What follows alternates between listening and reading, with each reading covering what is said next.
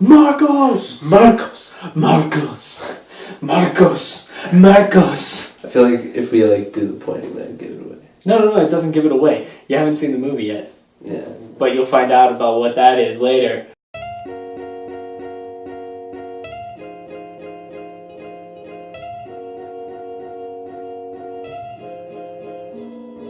So we saw Suspiria. My God, I cannot tell you. So I want to take us back. I want to take us back in history to preface this super quick here. All right. 5 years ago, I watched Suspiria for the first time. All right. Or no, 4 years ago. I do apologize. And I was bewildered by this little movie because it was crazy. This guy Dario Argento, right? He's a crazy Italian guy, and he's just doing crazy things with colors, and it's so vivid and so fun. But man, if it's not just a little bit dated, a little cheesy, if it were, you know, if you took out the fun little scenes and the colors and the way he shot everything, did the zoom ins, you know, it wouldn't be as special to a lot of moviegoers. To the movie, right? Yeah. A lot of people wouldn't enjoy it. Dario Argento, great guy, amazing, but a man of his time. Then comes Luca Guadagnino, the man of his time. He respects enough of the source material to say yes, it is a remake. But I would also coin the phrase reimagining in this case, because he updates the material to a modern standard, one that you can really get into. And damn, I have always thought remakes have no place in this world, and I can get really tired of them. Yeah. But every rule has an exception, and this is the one. Ransom, go. All right. Talk long enough. All right. So, couple things. Let's beat them out. All right. First, I always have to. You know me. I'm gonna always talk about the music. Yeah. Talk about that Tom York, yeah. All right. So in the original, we have Goblin doing the music, and it's weird. It's fun. It's like funky, and but it's very 70s, right? But then you have Tom York for this one, and singer of Radiohead, who does just wonders with the score. Like every single moment in this, when the music starts kicking in, it just gets so much more suspenseful, and they'll even say in the dialogue, turn up the music, and while they're dancing. Oh my God! Yeah, literally, and the music more ups and more. Yeah.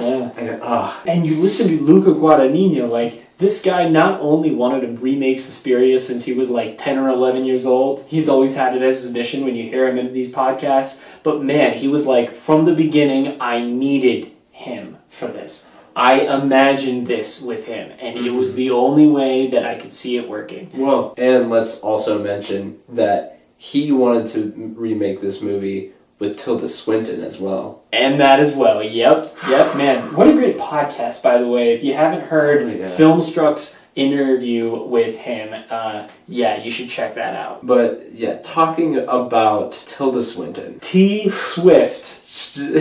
The new... I believe T-Swill. T-Swill. T-Swill, okay. Yeah. She is so good. She does 3 different parts in this movie. All 3 of them well done. And man, all edges of the spectrum are covered with her performances. You get this incredibly nuanced older gentleman. You get this passionate, artistic, sometimes maybe a little vain teacher. Yeah. But one that cares. And then you get the opposite end of the spectrum. And I'm not going to reveal what end of that is because I don't want to give it away. Yeah. But she goes back and forth between these characters constantly through the movie. And just the way that she does it is just so artistic and beautiful. You wouldn't know it was her unless you really understood from the beginning that was the case. Honestly. I had known this from the beginning of watching the movie, so that's why I knew what was happening. Same for me, but even then, yes, at a point in the movie, I just forgot about it. Yes. Because this movie puts you in a trance. It mesmerizes you with the stylings and the music and It captures you. And also, let's talk about the camera angles in this. Well, that's what I'm straight up meaning when I was getting into this. I'm like, Luca Guadagnino really respected what Dario Argento did in the past. There are a couple shots where it's like, boom, like focus, and it's like a snap focus in there. And I'm like, that's Dario. That's what he did in his movies. One of my favorite ones, and this isn't a spoiler because the clip's out there to see, but it's her audition, and she's spinning and spinning and spinning, and then as soon as she stops, Tilda Swinton's character's there, and you're like, classic.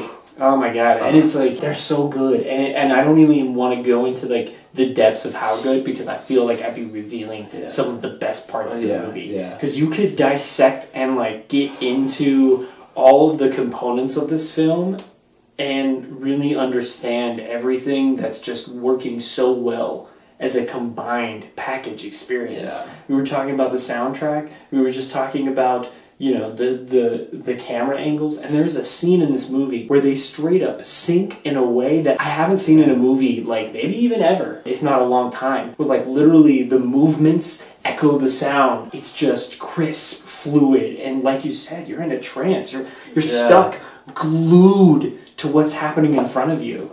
It's just so enchanting, which makes sense given the nature of the film. Yeah. Also, to go into what Luca Guadagnino put into this movie that Dario Argento's didn't have, which is the story of the doctor. The story of the doctor, the story of the world around this dance studio. He really embraced the culture of 1970s Berlin, a city divided in some ways. Very divided.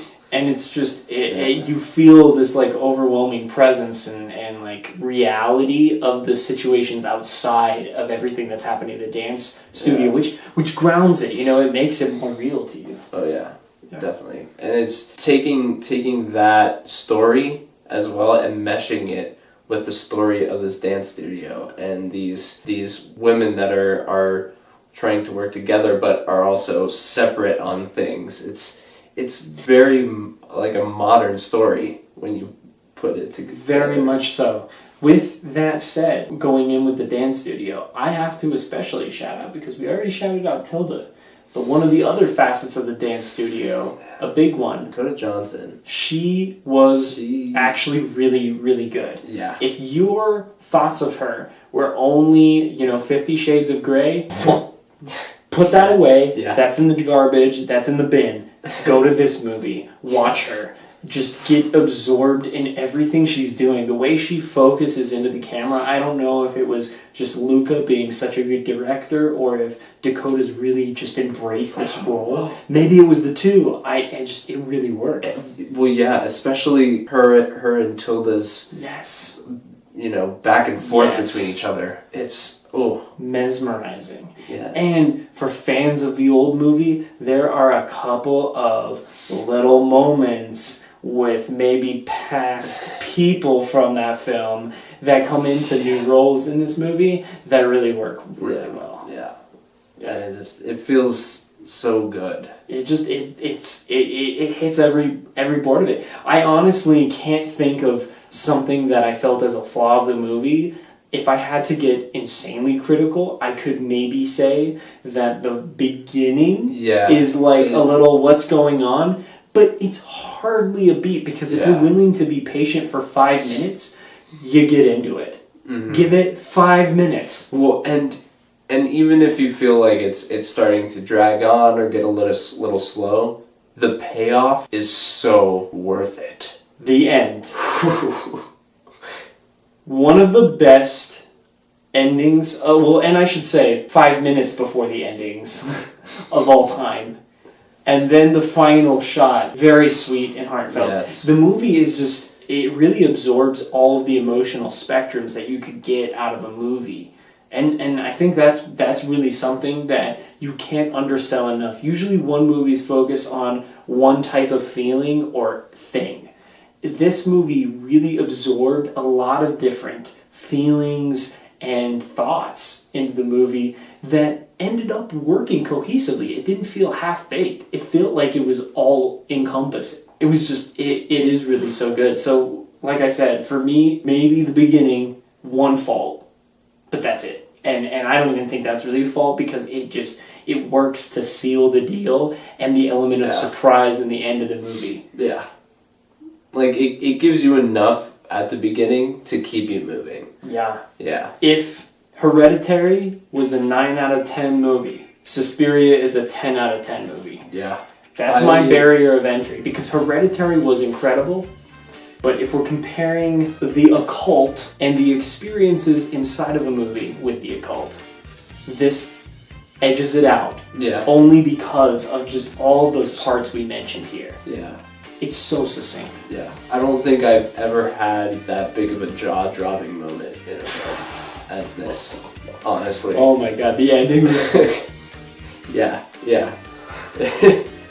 It's insane, but if you love like suspenseful films, I wouldn't necessarily call this a horror film. No, it's horror, but in the strict sense of what horror is. It's the macabre, it's the gory, it's the occult, it's the weird. You know, it's like embracing what horror movies were back in the 70s and 80s, and then just modernizing that thought, that idea.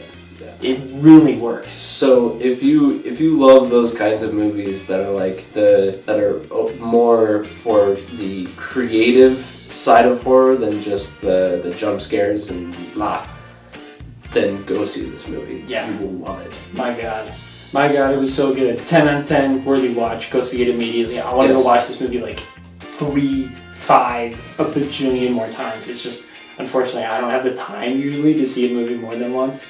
I might try and make an exception for Suspiria though, because I feel like I'll get more out of it the second time. Maybe we should go on November 11th. Yeah, I'm down with it. Yeah. I'm down with it. Yeah. Alright.